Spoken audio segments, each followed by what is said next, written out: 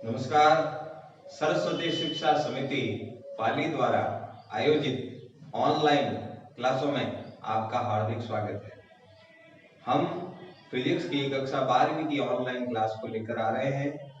हमने अपनी पहली ऑनलाइन क्लास में पहले अध्याय में विद्युत क्षेत्र और उसके बारे में अध्ययन किया था।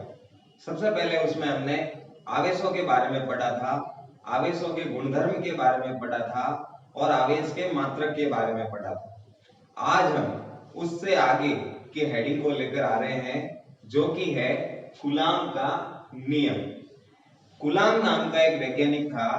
इस वैज्ञानिक ने 1785 में दो स्थिर आवेशों के मध्य लगने वाले बल का मान ज्ञात किया था। इसके अनुसार जब दो स्थिर आवेश Q1 Q2 ये दो बिंदु आवेश है, दो स्थिर आवेश है, अगर ये एक दूसरे से r दूरी पर स्थित है, तो इनके मध्य में जो बल लगेगा उस बल को ज्ञात करने का काम कूलाम नाम के वैज्ञानिक ने किया था। इनके अनुसार जो मध्य का बल होगा वो दोनों आवेशों के गुणनफल के समानुपाती होगा। जैसे पहला आवेश है Q1, दूसरा आवेश है Q2, तो मध्य में जो बल होगा वो Q1 और Q2 के गुणनफल के समानुपाती होगा। इसीलिए हमने पहले लिख दिया F समानुपाती Q1 Q2 समीकरण नंबर 1। दूसरी बात इसमें हमने बताई कि जो मध्य का बल होगा वो इनको मिलाने वाली जो रेखा है ना, जो दूरी है, यहां से यहां तक की दूरी r है, तो इस दूरी के वर्ग के व्युत्क्रमानुपाती होगा। तो मान लीजिए दूरी r है, तो r का वर्ग करेंगे तो r स्क्वायर और व्युत्क्रमानुपाती में करेंगे तो 1/r²। तो बल होगा जो r दूरी के वर्ग के व्युत्क्रमानुपाती होगा। तो लिखा F व्युत्क्रमानुपाती 1/r² समीकरण नंबर 2। तो ये जो दो बातें हैं इन्होंने अपने इस समीकरण से बताई। फिर ये बताया कि जो मध्य का बल होगा वो बल इन दोनों आवेशों को जो मिलाने वाली रेखा है, इस रेखा के अनुदिश काम करेगा। माने वो बल जो होगा वो इसी रेखा पर लगेगा, इसके अलावा कहीं नहीं लगेगा। तो F जो है वो दोनों आवेशों को मिलाने वाली रेखा के अनुदिश काम करेगा।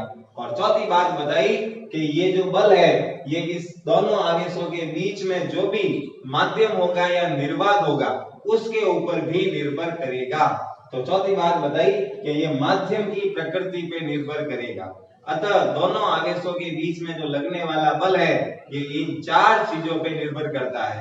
जब इन्हीं चार चीजों को उन्होंने साथ में मिलाया तो बना F समानुपाती Q1 Q2 बटे r²।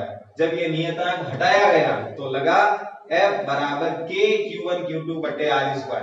जहां K ये नियम कूलाम ने दिया था, इसीलिए ये K कूलाम नियतांक कहलाता है। हम इसको समानुपाती नियतांक भी कह सकते हैं क्योंकि ये समानुपाती के निशान को हटाने के बाद आया है। इसीलिए F बराबर K Q1 Q2 बटे r², जहां K कूलाम नियतांक है और ये जो K है इसका मान इन दोनों आवेशों के मध्य जो भी माध्यम होगा या निर्वात होगा उसके ऊपर निर्भर करेगा। यदि इन दोनों आवेशों के मध्य में निर्वात या वायु है तो इस K का मान 1/4 पाई एप्सिलॉन नॉट होगा। ये जो चिन्ह है ये एप्सिलॉन नॉट का है, ये मान होगा अगर मध्य में निर्वात या वायु है तो K बराबर 1/4 पाई एप्सिलॉन नॉट।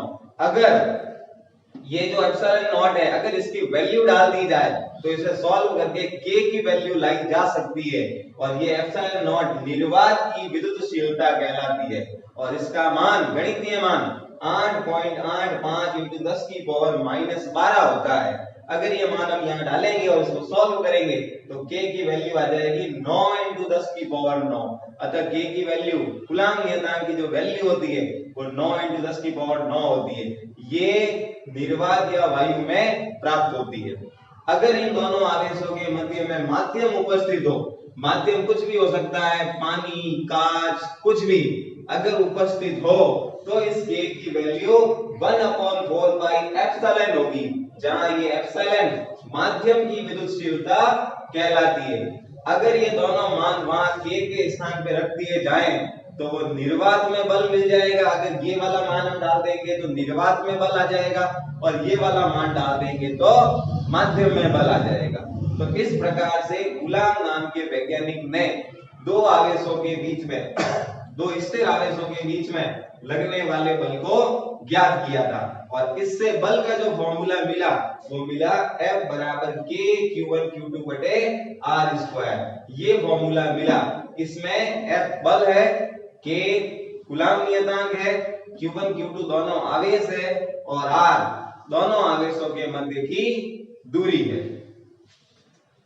देख लीजिए एक बार।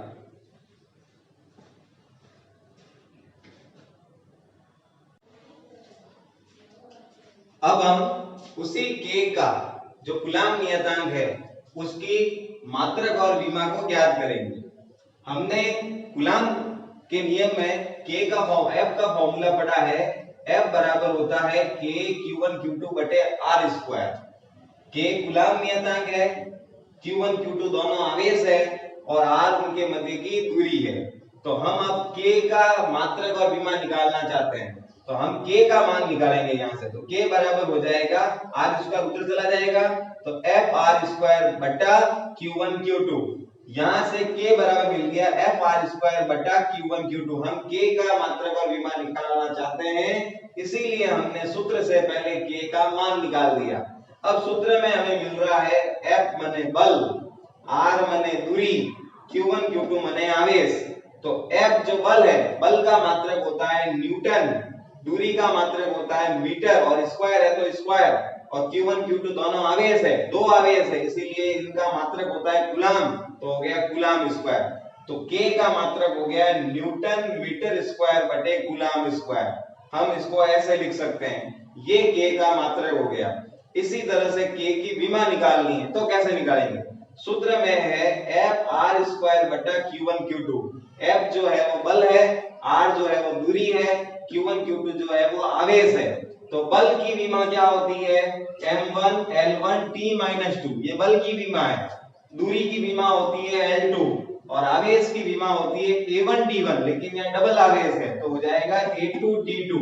ठीक है, अब हम इसको सॉल्व करेंगे तो विमा आ जाएगी M1 L3 T-4 A-2। ये कूलाम नियतांक की विमा आ जाएगी।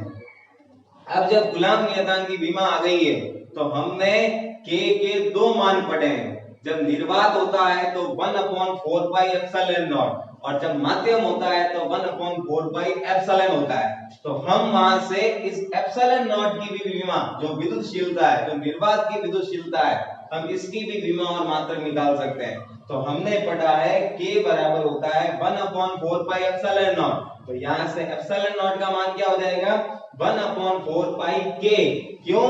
क्योंकि हमने एप्सिलॉन नॉट का मान निकाला तो इसको उधर भेजा, K को उधर भेज दिया, फंक्शन नॉट कर लिया, तो एप्सिलॉन नॉट बराबर हो गया 1/4 पाई K। अब हम यहाँ देख रहे हैं कि एप्सिलॉन नॉट जो है वो K के व्युत्क्रम अनुपाती है। तो इसका सीधा मतलब हो गया जो मात्रक K का है उसका आप व्युत्क्रम कर दो, वही मात्रक एप्सिलॉन नॉट का हो जाएगा।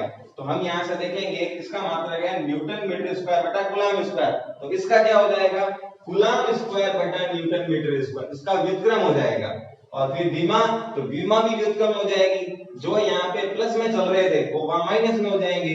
तो M1 की जगह यहाँ हो जाएगा M-1, L3 की जगह हो जाएगा यहाँ L-3, और T-4 था यहाँ हो जाएगा T+4, और A-2 था तो यहाँ हो जाएगा A2। तो इसी तरह से ये जो है वो एप्सिलॉन नॉट की विमा आ गई।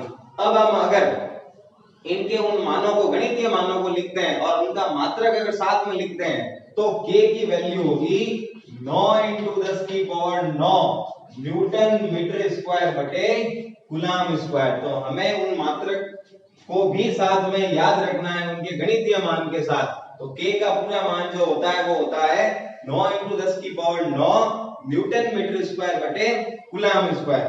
उसी प्रकार से एप्सिलॉन नॉट जो निर्वात की विद्युतशीलता है उसका मान क्या होगा? 8.85 × 10⁻⁻12 कूलाम स्क्वायर बटा न्यूटन मीटर स्क्वायर। ये जो है ये मान एप्सिलॉन नॉट मान निर्वात की विद्युतशीलता का हो जाएगा। अब आप कहेंगे कि माध्यम की विद्युतशीलता का आपने नहीं बताया। माध्यम की विद्युतशीलता माध्यम पे निर्भर करेगी, क्यों? वो माध्यम कौन सा है। अगर माध्यम कांच है तो वहां अलग होगा, अगर पानी है तो वहां अलग होगा, और अगर कोई दूसरा है तो वहां अलग होगा। इसलिए उसका मान जो होता है वो माध्यम पे निर्भर करता है, उसकी फिक्स वैल्यू नहीं होती है। ठीक है, तो ये आप अभी देख लीजिए, यहां तक उतार लीजिए।